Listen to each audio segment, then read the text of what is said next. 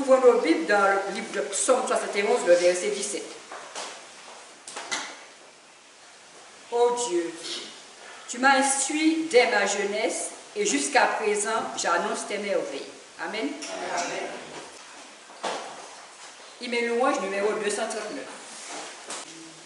Nous sommes devant l'agneau, s'ouvrir le grand livre, où sont inscrits les noms des coupables absous. Dans le ciel où jamais nous aurons droit de vivre sous le regard de Dieu, le repos sera doux. Serez-vous avec nous au divin rendez-vous? Serez-vous avec nous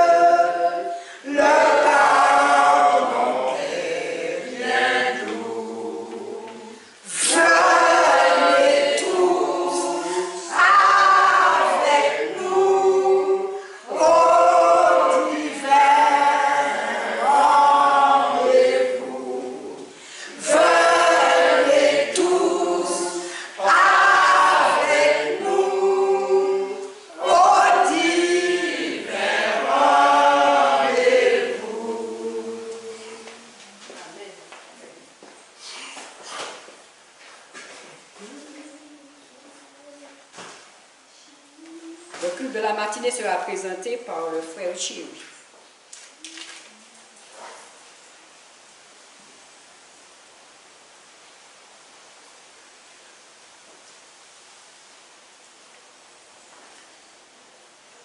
Chers petits enfants, chers amis, chers frères et sœurs, bon sabbat. Je sentais en moi l'honneur que vous me faites ce matin pour la joie aussi, pour goûter, pour participer à la fête du sabbat. Cette fête qui est le mémorial de la création. Mais je dis aussi bon sabbat à tous ceux qui nous écoutent de loin comme de près. Nous n'allons pas tarder.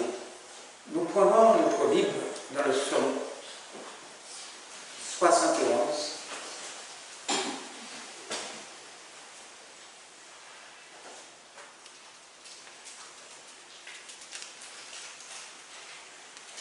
Et le verset 17. Psaume 71, verset 17. Ô Dieu, tu m'as instruit dès ma jeunesse, et jusqu'à présent, j'annonce tes merveilles.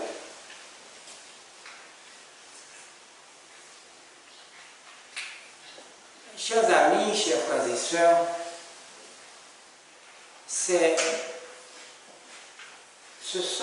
ce verset, c'est le témoignage personnel de David. David, roi d'Israël, qui ne regrette rien, qui ne regrette point d'avoir été à l'école de Dieu, notre Créateur, durant toute sa vie. Et David, qu'il est impatient de publier sa vérité, la vérité de Dieu, toutes les bénédictions qu'il a reçues pendant tout au long de son pèlerinage terrestre. L'école de Dieu, notre Créateur, et les écoles de l'homme sont pendant des siècles en compétition. Je dis bien en compétition. Il y a une distinction de ce que produit l'un et de ce que produit l'autre. Les écoles des hommes ont produit des génies dans beaucoup de domaines. On le reconnaît quand même. Les hommes ont inventé des avions gigantesques, des bateaux, technologie sur technologie. Par exemple, le G5 qui va être opérationnel très bientôt. Les hommes font beaucoup de choses et il faut leur donner l'honneur qu'ils méritent. Il y a aussi ce qu'on appelle la science des hommes. L'école de notre Créateur, notre Dieu, est très différente de l'école du monde. Très, très différente de l'école du monde. C'est vrai, nous avons le très grand mathématicien qui calcule la distance entre la Lune et la Terre.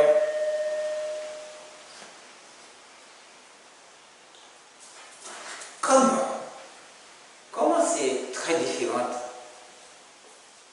avec l'école du monde? Pourquoi? Comment? Commençons par l'école que fréquenta Enoch. Enoch qui est le 7e à partir d'Adam, nous dit la Bible. Enoch a appris que des sujets d'importance vitale. Premièrement, il a appris à marcher avec Dieu. Et c'est ce que beaucoup ne le font pas. Ils ne marchent pas avec Dieu. Lisons cette déclaration dans Jude 1, 14 à 16.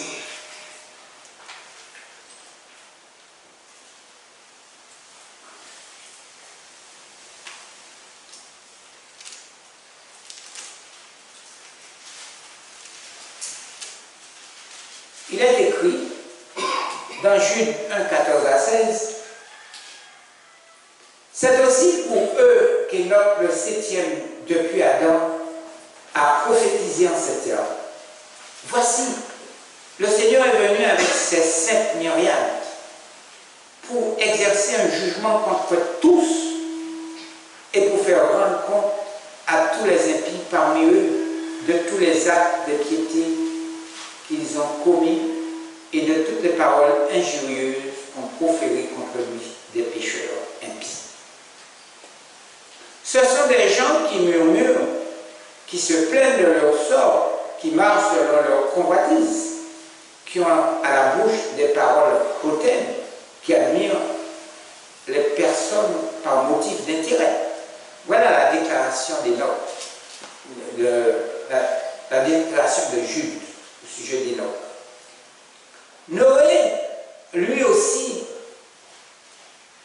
a appris à marcher avec notre Dieu, notre Créateur. Sa facilité, son ingéniosité à bâtir un bateau est vraiment un honneur pour l'école de Dieu. C'est vraiment un honneur. Ce bateau résista à la plus puissante tempête que le monde n'a jamais connue. Vous savez, le déluge de Noé, le monde n'a pas encore connu. Ceci s'est passé puisque Dieu promet de ne pas détruire la terre par le déluge encore. Mais c'est la plus puissante tempête que le monde n'a jamais connue. Le bateau de Noé survécut non seulement à la plus longue durée de pluie et de vent jamais connu. C'est vrai, nous avons de tornades, de cyclones, de tempêtes, ceci, cela. Mais je dirais, Noé est le champion des capitaines des marées par ces grandes tempêtes. Noé est le champion des capitaines de marée. Mais pourquoi? Pourquoi qu'il est le champion? Beaucoup ont refusé l'école de Noé. Et jusqu'à maintenant, beaucoup refusent l'école de Noé. Lisons dans Matthieu 24.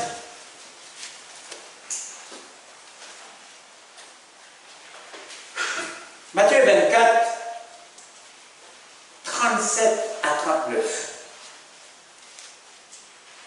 Nous dit ceci.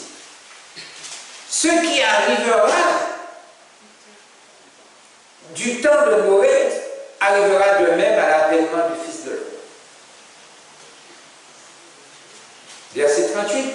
Car dans les jours qui précédèrent le déluge, les hommes mangeaient et buvaient, se mariaient et mariaient leurs enfants jusqu'au jour où Noé entra dans l'arche. Verset 39. Et ils ne se doutèrent de rien jusqu'à ce que le déluge vint et les emporta tous, et il en sera de même à l'avènement du Fils de l'homme. Les gens ne veulent pas l'école de Noé. Ils ne veulent pas. Abraham fut inscrit à l'école de Dieu lorsque Dieu l'appela à quitter la maison de son père et aller dans un pays qu'il n'avait jamais vu. Il s'en alla avec son neveu Lot. On peut le lire, vite fait. Genèse 30.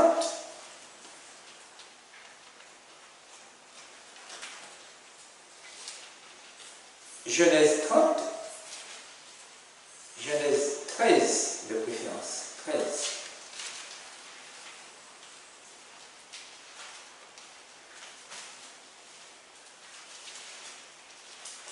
Si quelqu'un trouve le verset, il le lit. Genèse 13, 10 à 17. Lot leva les yeux et vit toute la plaine du Jourdain qui était entièrement arrosée. Avant que l'Éternel détruise Sodome et Gomorrhe, c'était jusqu'à Tsora, comme le jardin de l'Éternel, comme le pays d'Égypte. Lot choisit pour lui toute la plaine du Jourdain et il s'avança vers l'Orient.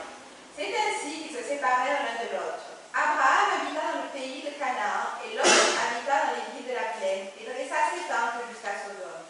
Les gens de Sodome étaient méchants et de grands pécheurs contre l'Éternel. Les gens aiment habiter dans les villes. Ils aiment les villes. Ils aiment la facilité. Et on peut lire Genèse 19,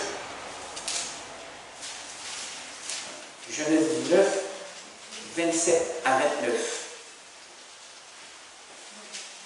Genèse 19, 27 à 29, il nous dit Abraham se leva le bon matin pour aller au lieu où il s'était tenu en présence de l'Éternel. Il porta ses regards du côté de Sodome et de Gomorrhe et sur tout le territoire de la plaine, et voici, il vit s'élever de la terre une fumée comme la fumée d'une fournaise. Lorsque Dieu détruisit les villes de la plaine, il se souvient d'Abraham et il fit échapper Lot du milieu du désastre par lequel il bouleversa les villes où Lot avait établi sa demeure. Les gens aiment les villes. Il est écrit sortez des villes, sortez de là. Les gens aiment la facilité. Considérons Ésaü et Jacob, les fils jumeaux d'Isaac. Isaac, à l'école du monde, perdait son temps à apprendre à chasser. C'est une mauvaise école. Apprendre à chasser, à tuer pour manger. Mais pourquoi il perdait son temps? Mais pourquoi? Il avait bien reçu une bonne éducation de sa famille, mais pourquoi il perdait son temps? Dieu n'est pas un chasseur. Cela ne l'intéresse pas de tuer et de détruire la vie qu'il a créée. D'ailleurs, il va recréer d'autres animaux. Au lieu de se former à l'école de Dieu, Ésaü se scolariser à l'école de l'homme. Il ne voyait aucune valeur particulière à l'école de Dieu. Les gens ne s'intéressent pas par le temps qui court à la parole de Dieu. Ésaü donna pas plus de valeur à son droit d'aînesse qu'au prix d'un repas. C'est pour cette raison que les hommes maintenant aiment manger, faire la fête, rigoler. De son côté, Jacob, son frère, était soucieux de marcher avec Dieu et d'acheter le droit d'aînesse d'Ésaü à n'importe quel prix. Mais il obtint à bon marché. Nous pouvons dire, mais qui était le plus intelligent? Le chasseur ou Jacob? Joseph, un peu d'histoire de la Bible, Joseph, le fils de Jacob, lui-même dans sa jeunesse était un étudiant fervent à l'école de Dieu. Finalement, il eut un poste hautement gradué en Égypte. Il devient premier ministre de toute l'Égypte et de tout le monde. Et de tout l'ancien monde se prosterne devant lui. Tout l'ancien monde se prosterne devant lui. Il était le plus grand économe du monde. Jamais, depuis son époque, personne n'a fait aucun de lui. Autant que lui, il sauva l'Égypte et le monde de la famine, aussi de beaucoup de choses. Voyons un peu Moïse que nous avons étudié ce matin.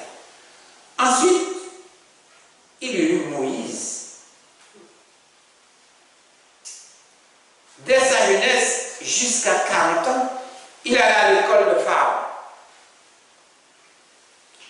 Pour libérer la nation hébreu de la biquerie, de l'esclavage de Pharaon, Dieu le prit et le plaça à la montagne d'Horeb. Et là, il fit de lui un gardien de brebis. Il fallait désapprendre.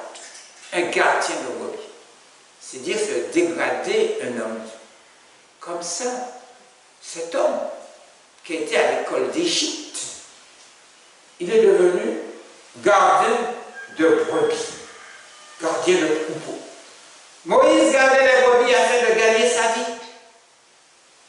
À l'école de Dieu, il a appris à devenir le plus grand libérateur, général, auteur, dirigeant, éducateur, législateur et le plus grand prophète du monde. Moïse, sans fusil, je dis bien, sans fusil, sans avion, sans bateau, libéra Israël, le fit traverser la mer Rouge. Moïse coula toute l'armée égyptienne et il fit tout cela sans aucun fusil, ni aucune technologie moderne, sans aucun navire, sans aucun avion. Il n'y a eu aucun mort, ni aucun blessé. Et c'est ce que Dieu nous promet, de traverser la mer qui sera divisée en 7 canaux, sans blessé, sans mort. Quelle est la différence, chers frères et sœurs, chers amis, entre l'école des hommes et l'école de Dieu? Quelle est la différence? Lisons dans 2 Timothée 3,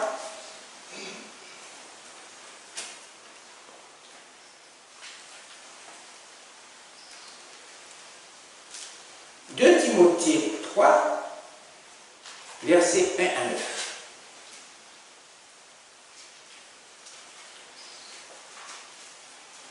Quelle est la différence entre l'école des hommes et l'école de Dieu?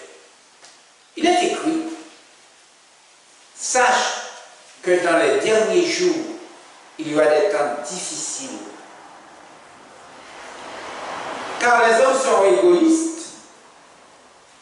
amis de l'argent, fanfarons, hautains, blasphémateurs, rebelles à leurs parents, ingrats, irreligieux, insensibles, déloyaux, cambrioleurs, intempérants, cruels, ennemis des gens de bien. C'est une bonne école. À l'époque que nous vivons. Traite, verset 4. Emporté, enflé d'orgueil, aimant le plaisir plus que Dieu, ayant l'apparence de la piété, mais reniant ceux qui ont fait la force, les mêmes conseils, éloigne-toi de ces hommes-là. Il en est parmi eux qui s'introduisent dans les maisons et qui captivent des femmes d'un esprit faible et borné, chargées de péché agités par des passions de toute espèce. Apprenant toujours et ne pouvant jamais arriver à la connaissance de la vérité.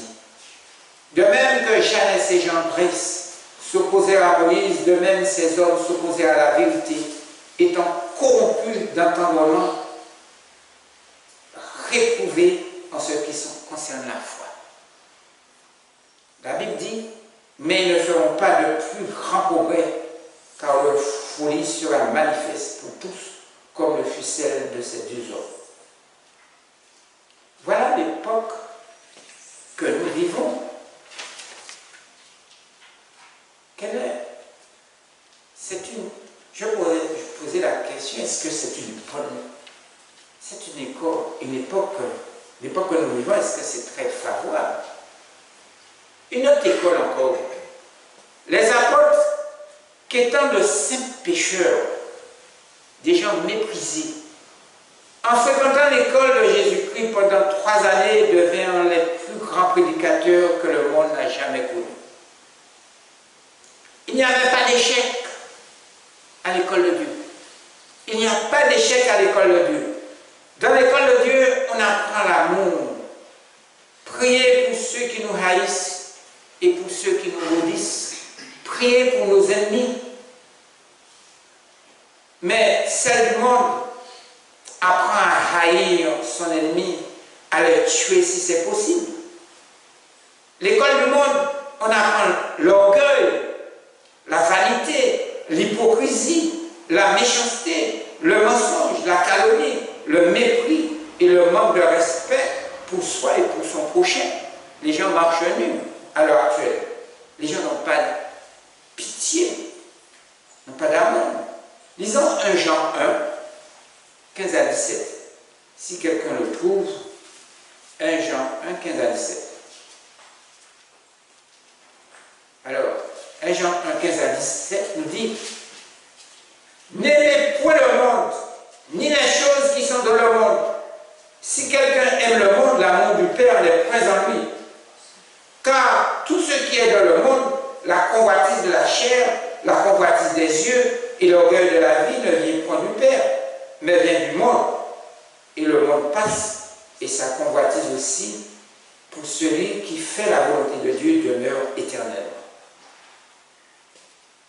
Mais vous me direz ce matin, pourquoi que nous parlons l'école du monde et l'école de Dieu?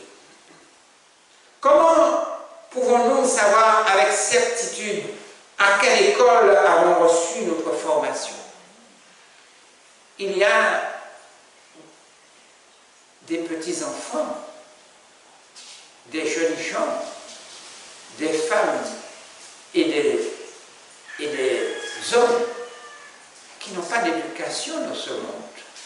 Malgré qu'ils ont été à l'école, ils n'ont pas reçu l'exemple, les 10 commandements, la sainte loi, les préceptes, les ordonnances, les principes. Des jeunes gens, des femmes, des hommes.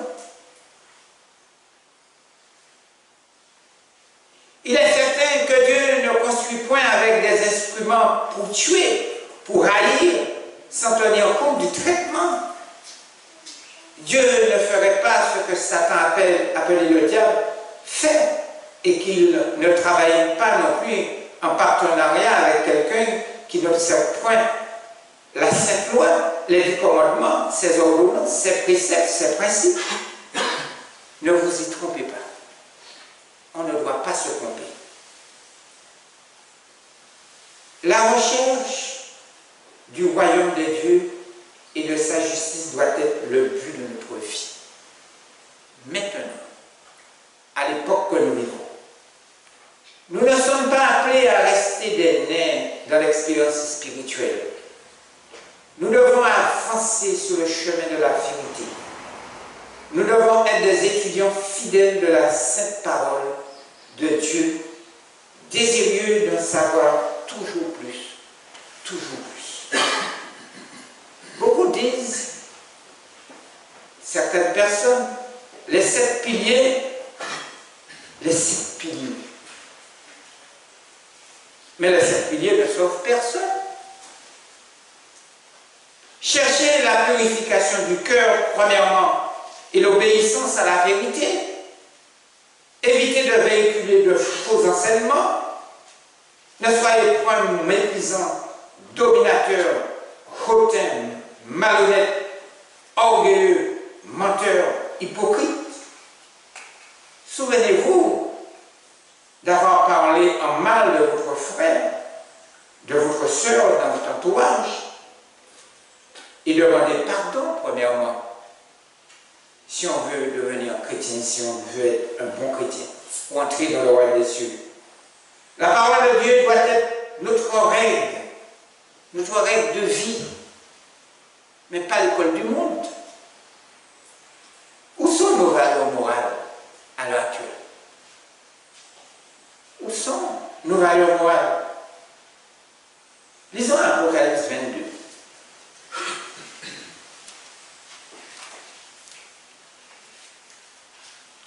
Apocalypse 22, 17 à 20. Et l'esprit et l'épouse disent, viens. Et que celui qui entend dise, viens. Et que celui qui a soif vienne.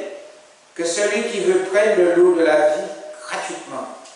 Je déclare à quiconque entend les paroles de la prophétie de ce livre, si quelqu'un y ajoute quelque chose, Dieu le frappera des fléaux décrits dans ce livre.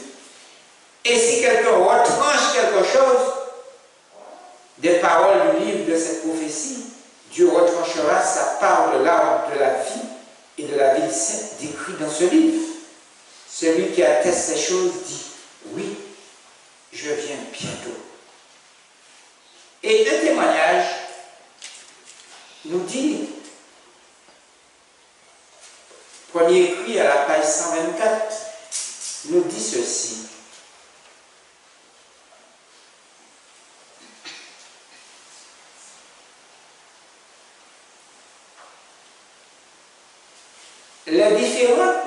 Les différents groupes qui professent des croyances adventistes possèdent chacun une parcelle de vérité. Mais Dieu a confié toutes ces vérités à ses enfants qui se préparent pour le jour de Dieu. Parce que chaque chose a un temps. Il y a le temps pour pleurer, le temps pour rire, le temps pour ramasser. Chaque chose a son temps. Il leur a aussi donné certaines vérités qu'aucun de ces groupes ne connaît et encore moins ne comprend. Ce sont des choses qui sont scellées pour eux, mais que le Seigneur a révélées à ceux qui sont prêts à voir et à comprendre.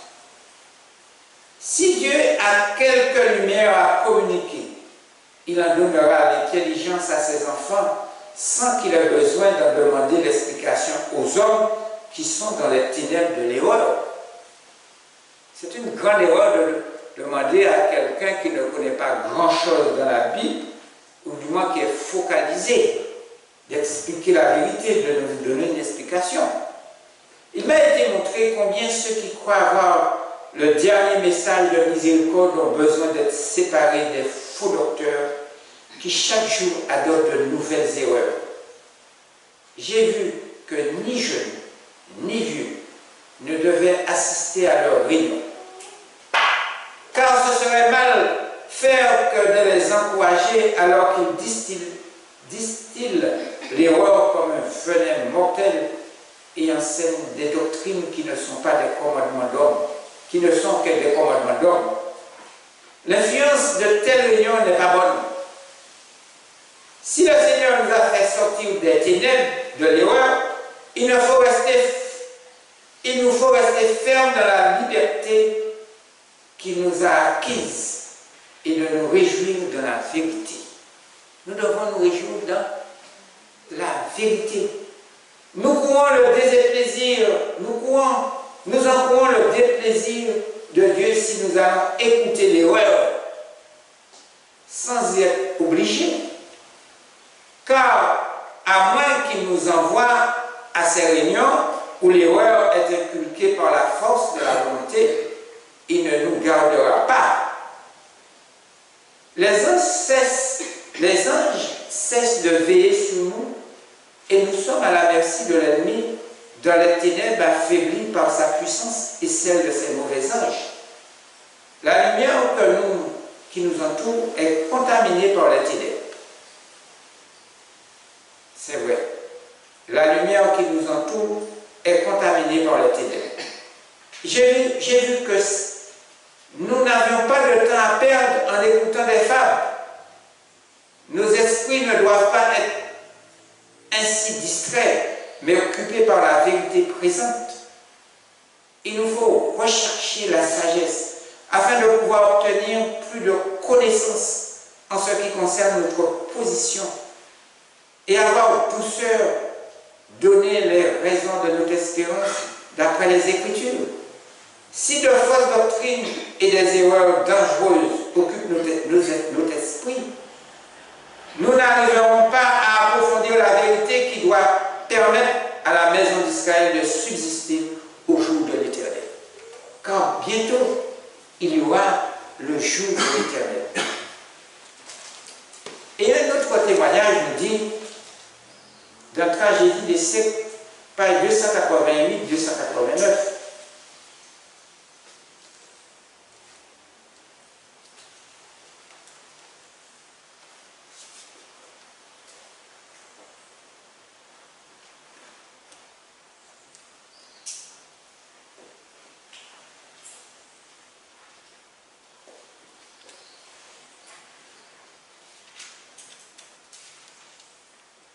il est écrit, si quelqu'un veut faire du mal, du feu sort de leur bouche et dévore leurs ennemis. Et si quelqu'un veut leur faire du mal, il faut qu'il soit tué de cette manière. Ce n'est jamais impunément qu'on foule aux pieds la parole de Dieu. Le sens de cette terrible sentence est donné dans le dernier chapitre de l'Apocalypse. Je déclare à quiconque entend les paroles de la prophétie de ce livre. Si quelqu'un y ajoute quelque chose, Dieu le frappera des fléaux écrits dans ce livre. Et si quelqu'un retranche quelque chose des paroles du livre de cette prophétie, Dieu retranchera sa part de l'arbre de la vie et de la vie sainte décrite dans ce livre. On ne doit pas ni ajouter, ni retrancher. Tels sont les avertissements que Dieu nous donne pour nous mettre en garde contre la tentation d'apporter la moindre altération à ce qu'il a révélé ou ordonné. Ces solennelles instructions s'appliquent à tous ceux dont l'influence pousse les hommes à faire peu de cas de la loi divine. Elles devraient faire trembler ceux qui traitent à la légère l'obéissance aux saints commandements de Dieu. Tous ceux qui mettent leurs opinions au-dessus de la révélation divine, qui altèrent le sens clair et évident des Écritures en vue de se procurer un avantage particulier ou afin de se conformer au monde, prennent sur eux une redoutable responsabilité. Le critère qui servira à éprouver tous les hommes, c'est la parole écrite, la sainte loi de Dieu. Tous ceux que ce code infaillible déclarera coupables seront condamnés. Nous ne devons pas ni ajouter, ni retrancher dans la parole de Dieu. Nous ne devons point faire des interprétations particulières non inspirées des Écritures. Soyons le vrai peuple de Dieu, des penseurs logiques et non des chasseurs d'appât. Nous devons avoir un travail, parce que beaucoup de personnes prêchent pour de l'argent. Nous devons avoir un travail, un métier, afin de subvenir à nos besoins. Non se focaliser sur la vie terrestre en cherchant la richesse, l'amour de l'argent. L'amour de l'argent, c'est la racine de tous les maux. Nous devons étudier la Bible individuellement et pour nous-mêmes ou en petits groupes. Quand 2 ou 3 sont rassemblés en mon nom, je suis au milieu d'eux. Pourquoi? Il y a des idées et des traditions pré-chrétiennes, je dis bien. Il y a des idées et des traditions pré-chrétiennes qui sont acceptées. Des traditions pré-chrétiennes. Ces idées sont très courantes dans nos jours, dans les sectes et les religions. Depuis la mort des apôtres. Je répète, ces idées sont très courantes de nos jours dans les sectes et les religions après la mort des apôtres. Le déclin de l'influence religieuse et sectaire du paganisme dès le premier siècle de la chrétienté sont pavés de coutumes, de traditions pour faciliter la conversion des païens jusqu'à nos jours. Pour faire entrer les gens dans les congrégations. Ce sont des coutumes, des traditions pour faciliter la conversion des païens. On joue souvent sur les émotions négatives. Les Écritures condamnent le mensonge et l'hypocrisie. Il faut remettre en question sa foi, étudier la Bible pour soi-même. Je ne dis pas de lire, mais étudier la Bible pour soi-même. Pourquoi? Tout simplement, le christianisme n'a pas détruit le paganisme, il l'a adopté. Je répète, le christianisme n'a pas détruit le paganisme, il l'a au contraire adopté. Beaucoup de personnes pensent que la réforme protestante du XVIe siècle à restaurer le véritable christianisme biblique. Non, c'est faux. La réforme protestante du XVIe siècle n'a pas restauré le véritable christianisme biblique. Au contraire, les belles paroles sont souvent chantées, mais leurs significations sont trompeuses. Les idées préconçues est un véritable obstacle pour découvrir les manipulations psychiques. Lorsqu'on est manipulé pleinement, il est difficile d'apprendre quelque chose de nouveau lorsque nous sommes pleinement convaincus de connaître déjà la réponse. Manipuler ou formater. Mettons de côté ce que nous pensions savoir, étudions profondément la parole de Dieu avec raisonnement, prière, humilité, réflexion. C'est une bonne école d'étudier la parole de Dieu. Ainsi, nous serons frappés de voir combien la vérité nous avertit, surtout par le temps qui court, nous parle, nous demande de se préparer afin d'échapper à la colère de Dieu, aux grandes tribulations qui doivent venir sur cette terre. Lorsque cette grande tribulation va venir sur cette terre très bientôt, est-ce que nous allons résister?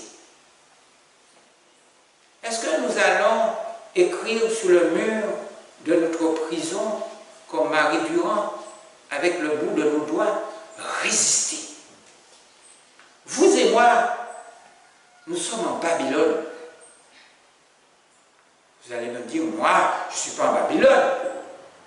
Mais l'argent vient de la Bible que nous touchons, vient de Babylone. L'argent que nous avons dans nos mains, que nous touchons chaque jour, que nous utilisons, vient de Babylone. Toutes les vieilles fêtes sales, les anniversaires, la Noël, le jour de l'an, tout ceci vient de Babylone. La façon de manger, de boire, de tuer les animaux, tout vient de Babylone. Mais son école, sa dépravation, provoqueront le jugement de Dieu. Il faut sortir de Babylone, des sectes, des religions. Toutes ces choses-là, nous sommes en prison avec les sectes, les religions. Toutes ces choses-là nous privent de la liberté de penser. Permettez-moi de vous présenter une leçon passée de Babylone, une éducation malsaine. Je dis bien une éducation malsaine. Le roi babylonien Belshazzar persista dans son mode de vie impie.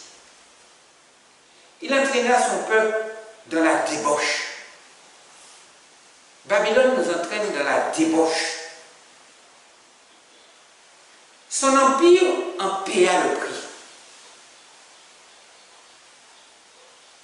C'est pour cette raison qu'il y a beaucoup de famine dans le monde entier, de tremblements de terre, de tempêtes.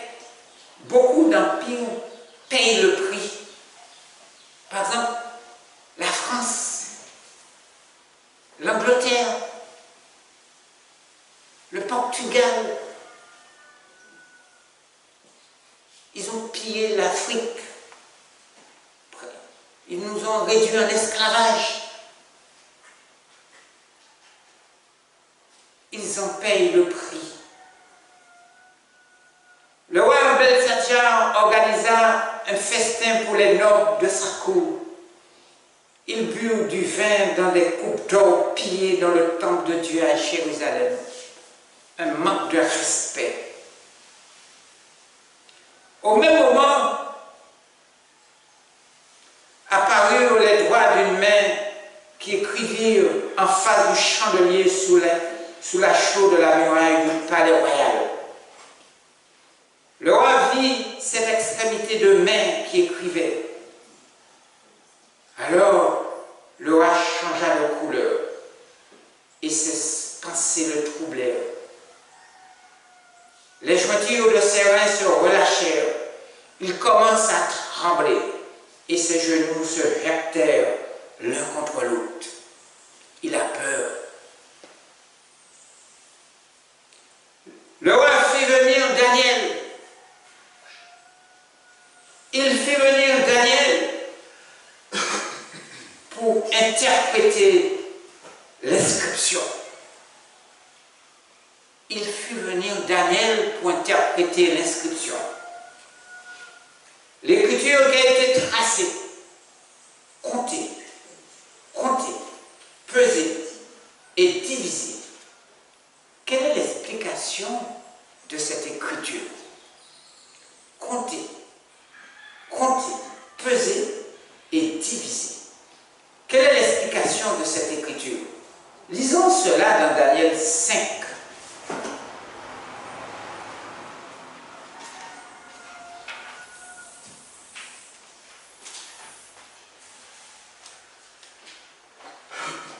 Daniel 5, 23 à 31.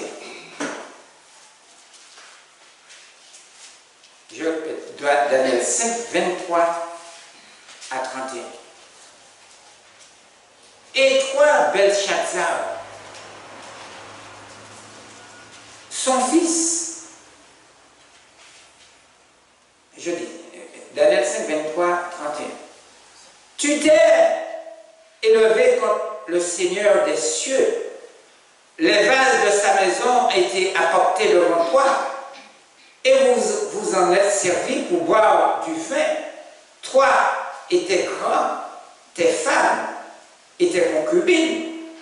Tu as loué les dieux d'argent, d'or, d'airain, de fer, de bois et de pierre, qui ne voient point, qui n'entendent point et qui ne savent rien, et tu n'as pas glorifié le Dieu qui a dans sa main ton souffle et toutes tes voix. La vie que nous avons ne nous appartient pas. Dieu reprend son souffle à n'importe quel moment.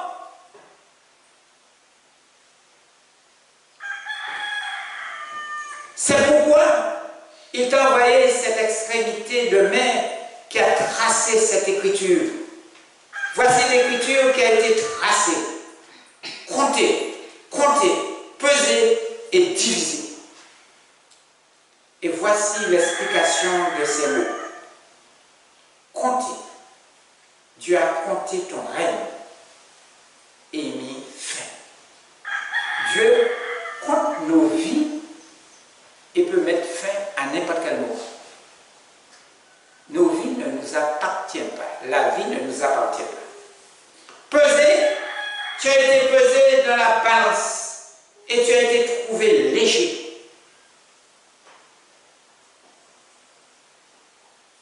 Divisé, ton royaume sera divisé et donné aux Mèdes et aux Perses.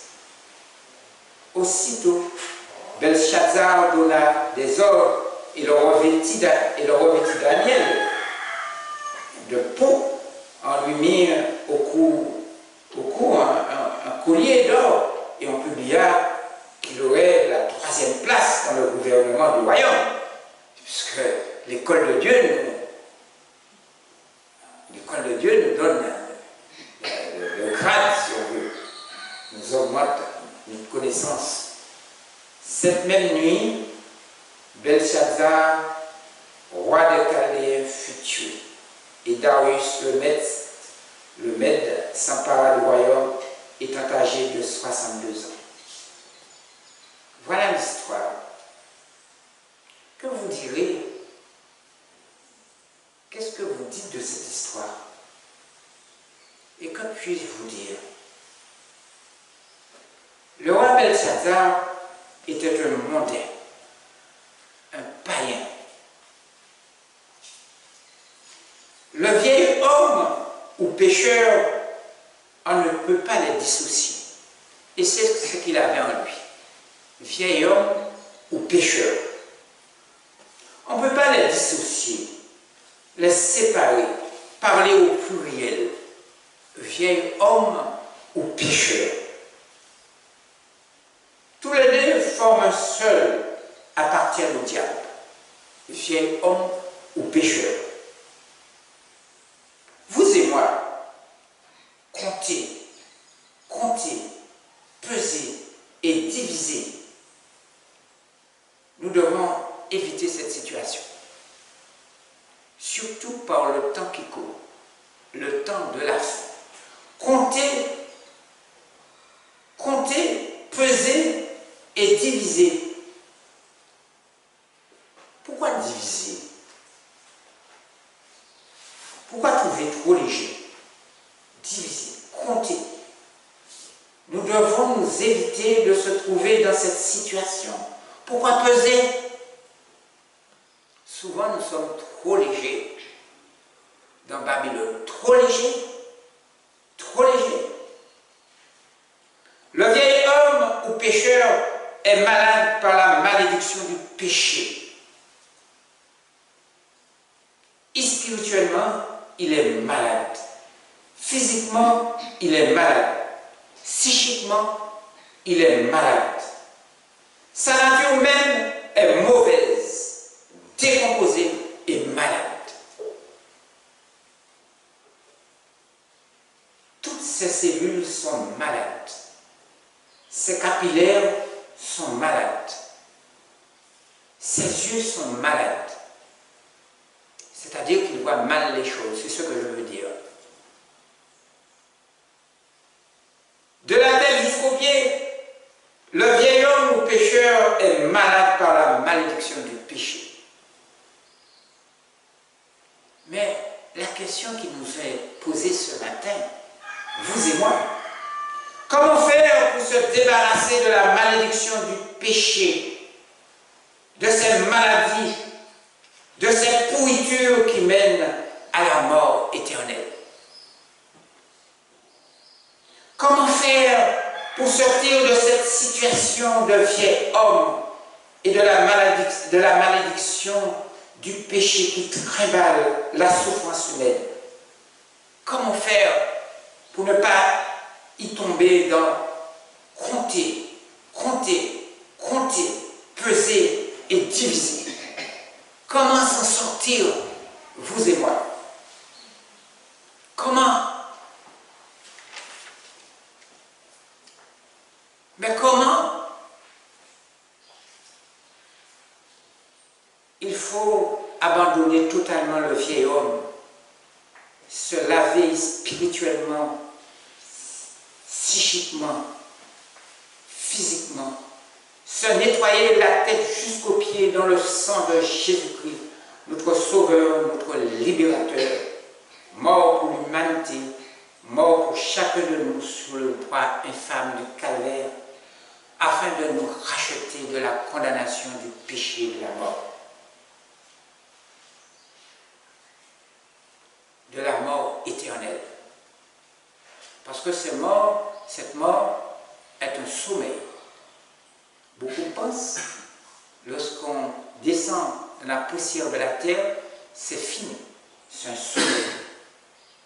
Mais je dirais ce matin, pour vous et moi, sortez de Babylone, sortez de là, prenez la parole de Dieu en main, étudiez les Écritures saintes, sortez de là, à ce moment, consciemment, spirituellement, psychiquement, physiquement, on retrouve un nouveau regard de la vie. La vie, ce n'est pas se lever le matin, aller chercher de l'argent, travailler, faire ceci, boire, manger, faire la fête. Non. Un nouveau regard de la vie. La vie, ce n'est pas avoir de grands diplômes, de diplômes de Babylone, de diplômes de Napoléon. Non, un nouveau regard de la vie. On devient l'homme nouveau. La vie, sortez de Babylone, ou du moins avoir être un matérialiste, ou du moins un businessman. Non. Devenir un homme nouveau, c'est-à-dire faire demi-tour à la malédiction du péché. On ne s'assied point en compagnie des moqueurs. On se sanctifie pendant le temps du pèlerinage terrestre. On se convertit en abandonnant l'impudicité, l'impureté, la dissolution, l'idolâtrie, la magie, les inimitiés, les querelles, les jalousies, les animosités, les disputes, les divisions, les sectes, l'envie, l'ivrognerie, les fêtes sales et les choses semblables. Lorsqu'on abandonne tout ça, tout ceci, on devient un homme nouveau. Un homme nouveau. Étant homme nouveau, on accède pour hériter le royaume des cieux. On cultive l'amour, la joie, la paix, la patience, la bonté, la bénédicité, la fidélité, la douceur. Il y a beaucoup de gens qui n'ont pas de douceur. Beaucoup de soi-disant chrétiens n'ont pas de douceur. La douceur, la tempérance. On vit avec l'Esprit de Dieu. Le matin, on fait son culte. On demande à Dieu sa protection. On n'a pas d'heure pour prier. Mais surtout le matin. Le soir, avant d'aller au lit. Puis, au terme de l'expérience de notre conversion, Jésus-Christ lui-même nous justifie, nous qualifie pour le royaume des cieux en mettant son sceau, le sceau du Dieu vivant, pas le sceau de Dieu mort, le sceau du Dieu vivant sur notre front, écrit sainteté à l'Éternel. Sainteté à l'Éternel. Ainsi, la couronne de l'immortalité nous est réservée et le vêtement blanc. Je dis bien le vêtement blanc. Aujourd'hui, chers petits enfants, chers amis, chères sœurs et frères, courons, je dis bien courons pour gagner une couronne incorruptible. Donnons la main à ceux qui sont fatigués, faibles. Donnons la main à ceux qui sont déchirés, découragés, méprisés dans Babylone et qui pleurent dans ce monde malade. Donnons la main. Tenons bien fort la main les uns aux autres. Faisons des efforts pour remporter la victoire, pour gagner l'honneur d'une couronne impérissable. Pas de diplôme. Ça c'est absolument de diplôme faire quoi? Mais de couronne impérissable. Soyons déjà dans une position de vainqueur. De dire, comme l'apôtre Paul, j'ai remporté la victoire. Désormais, la couronne éternelle m'est réservée. Ayons-nous le désir de gagner le ciel, la couronne de gloire immortelle au nom de notre Sauveur Jésus-Christ, notre libérateur.